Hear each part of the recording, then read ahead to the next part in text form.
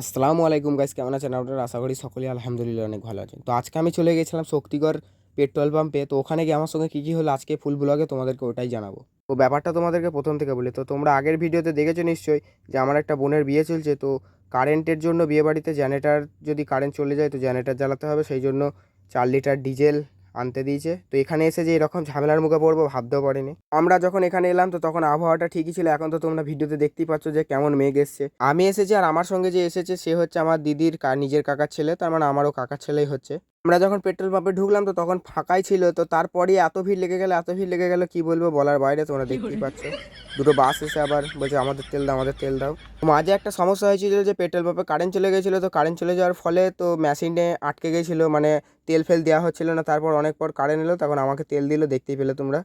এখন ক্যামেরার বিভিন্ন এফেক্টের জন্য এটা বোঝানো যাচ্ছে না যে মেঘটা কতটা করেছে, মানে এতটা যে চারিদিক শুধু অন্ধকার হয়ে গেছিলো। তো আমাদের তেল নেওয়া হয়ে গেছে, কারণ ধুলোঝড় উঠছে, তোমরা দেখে নাও।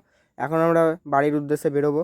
আমার ওই ভাইটাকে বললাম যে চেপে বস আর তেলের ড্রামটা হাতে নিয়ে বস, আর আমরা এই বেরোচ্ছি, তোমরা দেখতে থাকো। তো এখানে সামনে এগোতে এগোতে যে আমাদের সঙ্গে ওরকমভাবে আমরা সত্যি ভাবতেও পারিনি। তোমরা অবাক হয়ে যাবে যে কি হলো, সেটা তোমরা দেখো, তারপর আমি বলবো। মানে মেঘ তো করেছে, তো তার মধ্যে বৃষ্টিও হচ্ছিল হালকা হালকা, মানে এখন পড়েনি, তারপর আমরা যাওয়ার পর পড়ছিল। তো এখানে এত ঝড় উঠছে আর এত ধুলো তোমাদের মানে দেখতেই পাচ্ছ। তো এখানটা আমাদের কী হলো আমরা নিজেরাও বুঝতে পারলাম না। যদি ক্যামেরাটা অফ থাকতো তাহলে হয়তো তোমরা মানে কেউই বিশ্বাস করতো না। মানে ঝড়টা এত গতিতে এলো যে আমরা সামনের কিছুই দেখতে পেলাম না।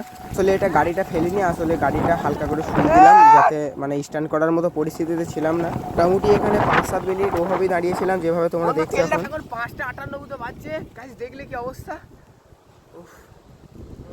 আসলে আমরা যখন বাড়ি থেকে এখানে এসেছিলাম তো তখন ঝড়ের কোনো মানে মেঘেরও কোনো চিহ্ন ছিল না। তো আমরা ভাবছিলাম শুধু এই আমাদের এই শক্তিগড় দিকেই ঝড়টা হচ্ছে, কিন্তু তারপরে আমরা এই খানিকটা যাওয়ার পর বাড়িতে মানে বাড়ি থেকে ফোন করলো। তো আমরা জানলাম যে বাড়ির দিকেও পানি ঝড় হচ্ছে অনেক। তো তারপর আমরা রিল্যাক্স, তারপরে মানে সব একটু শান্ত হওয়ার পর, আবহাওয়াটা একটু শান্ত হওয়ার পর আমরা আবার বাড়ির উদ্দেশ্যে এবার বেরোবো। তো তোমরা সাথে থাকো, দেখতে থাকো। এখন যাব বাড়ি। তো গাইস এত ধুলো চলে এলো, মানে আমাদের কি হলো ব্যাপারটা আচমকা, এত ধুলো চলে এলো, দুজনের মধ্যে কেউই দেখতে পেলাম না। তো তোমরা দেখলে তোমাদের প্রমাণ, যদি ভিডিওটা না চলতো তাহলে দেখতে পেতে না। আর আসলে এই গাড়িটা তো চালানো হয় না, সেই জন্য গাড়িটার একটু সমস্যা আছে। তো তারপর গাড়িটা আবার স্টার্ট নিচ্ছিল না, তো অনেক কাহিনী করার পর আবার স্টার্ট নিল। তোমরা দেখতে থাকো। বন্ধু নিচে এখন আমরা সোজা চলে যাব একদম গেটের কাছে। তো গেটের কাছে আমরা প্রায় চলেই এলাম, তোমরা দেখতে থাকো, সাথে থাকো। তো এবার আমরা গাড়িটা পার করব, কারণ গেটের অপেক্ষায় থাকলে রাত থেকে ভোর হয়ে যাবে। কারণ আগের দিন আমরা আলু নিতে এসে দেখেছিলাম, তো প্রায় 5টার সময় গেটে দাঁড়িয়েছি, প্রায় 7:30টায় বাড়ি গেছি।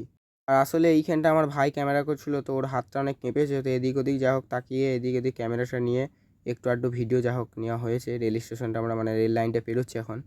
আর এখানে এসে আমি একটু অবাক হয়ে গেলাম, তার কারণ হচ্ছে এখানে বৃষ্টি নেমে পড়েছিল আর গেটে অনেক গাড়ি দাঁড়িয়েছিল।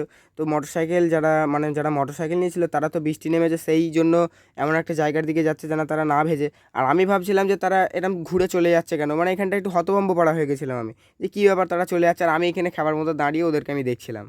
আমরা এখন গেটের এই পারে চলে এলাম। তো এখানে তোমাদেরকে একটু দেখাচ্ছি আকাশের আবহাওয়াটা, মানে আবহাওয়ার পরিস্থিতিটা কেমন। দেখো মেঘ করেই আছে, এটা ক্যামেরাটা একটু লাইট তো সেই জন্য বোঝা যাচ্ছে না। মেঘটা কিন্তু অনেক অন্ধকার পাড়ায় ছিল।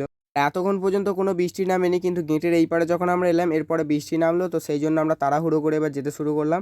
তো বেশি দূর আমরা যেতে পারবো না, তার কারণ বৃষ্টিটা একটু জোরেই নামবে। তো আমরা এখনই গিয়ে এক জায়গায় দাঁড়াবো। তো আমরা চলে এসেছি, তোমরা সাথে থাকো। দেখো আমরা চলে এসেছি। আমাদের যেহেতু একটু মানে যেতে হবে বাড়ি, তো সেই জন্য আমরা মানে বৃষ্টি ছাড়লেই বেরিয়ে পড়ছিলাম, বেশিক্ষণ দাঁড়াচ্ছিলাম না কোথাও। কিন্তু এখানে তোমাদেরকে একটা কথা বলে রাখি, তো আমরা নিজেরাও জানতাম না যে আমাদের জন্যই বাড়িতে এখনও পর্যন্ত মানে সবাই গরমে বলতে পারো অন্ধকারে বসে আছে। তার কারণ এখন তো পানি হচ্ছে, সেই অনুযায়ী কারেন্ট চলে গেছে। তো আমরা সেটা জানার পর জানতে পারলাম, মানে বাড়ি যাওয়ার পর জানতে পারলাম। মানে আমাদের এখানে যত লেট হবে বাড়িতে সবাই অন্ধকারে গরমে বসে থাকবে, তার কারণ কারেন্টটা যতক্ষণ পর্যন্ত না দেবে ততক্ষণ পর্যন্ত বসে থাকবে। তো আমরা এখানে তোমরা দেখতে পেলে যে একটু এগিয়ে এলাম। তো এখানে ফোনে অনেক পানি ফানি লেগেছিলো, সেই জন্য ক্যামেরাটা একটু মানে একটু ব্লার টাইপের দেখাচ্ছে। তো এখানে এসে আমাকে একজন বললো যে গাড়িটা ভাই তাড়াতাড়ি করে রাখতে, তার মানে হচ্ছে পশ্চিম দিকে আর পূর্ব দিকে করে রাখতে। তার কারণ বলছে ওই দিক দিয়ে হাওয়াটা দিচ্ছে, তো যদি আমি উত্তর দক্ষিণ করে রাখি তার মানে গাড়িটা ফেলে দেবে, মানে এখানে হয়েছে হয়তো। তো এখানে হাওয়ার প্রেশার এতটাই ছিল, তো তোমরা দেখলে। তো তারপরে একটু পানিটা ছাড়তে আমরা আবার বেরিয়ে পড়লাম। তো তারপরে আবার আমাদেরকে গিয়ে দাঁড়াতে হবে, তার কারণ পানিটা মাঝে মাঝে এক জায়গায় হচ্ছে, আবার এক জায়গায় বন্ধ হচ্ছে, আবার এক জায়গায় হচ্ছে, আবার এক জায়গায় বন্ধ হচ্ছে। তো আমরা এই মানে এখান থেকে বাড়ি যেতে মোটামুটি 3 থেকে 4 জায়গায় দাঁড়িয়েছি।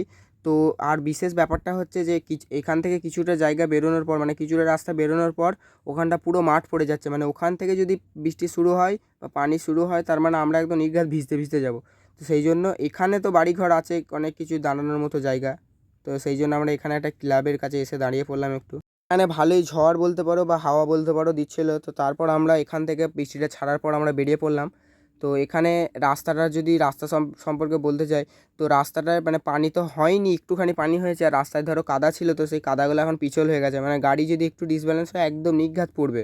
তো তার মানে গাড়ি নিয়ে আমাদেরকে খুব সতর্কভাবে যেতে হচ্ছিলো। তো রাস্তায় ডগেশ ভাইদের সঙ্গে দেখা, ডগেশ ভাইরা দেখলে একটু পানিতে, ডগেশ ভাইদের পানি ফানি লাগে না গায়ে। তো তারপর আমরা সেই জায়গাটায় চলে এলাম যেখানটা বললাম যে শুধু মাঠ, তো দেখতেই পাচ্ছ। তো এবার আমরা গ্রামের রাস্তায় ঢুকে গেলাম। গ্রামের রাস্তারও একই অবস্থা, একটু কাদা কাদা, ওই জন্য খুব সাবধানের সাথে যেতে হচ্ছে। ব্যাগগুলোর কথা যদি বলি, ব্যাগগুলো তো খুব আস্তে আস্তে মানে একদম রিল্যাক্সের সাথে ব্যাকাতে হচ্ছে, বেশি বাড়াবাড়ি করলে একদম বুঝতেই পারছো। এবার ঢালাই রাস্তায় কোনো অসুবিধা হয় না, যেহেতু পিচ রাস্তায়, মানে পিচ রাস্তাতে যতটা অসুবিধা হয়। এখন আমরা চলে এসেছি বাড়ি। তো তোমাদের সঙ্গে দেখা হবে পরের ভিডিও ইনশাল্লাহ। তো পুরো ভিডিওটা দেখার জন্য তোমাদেরকে অনেক অনেক অনেক ধন্যবাদ। Thanks for watching my video.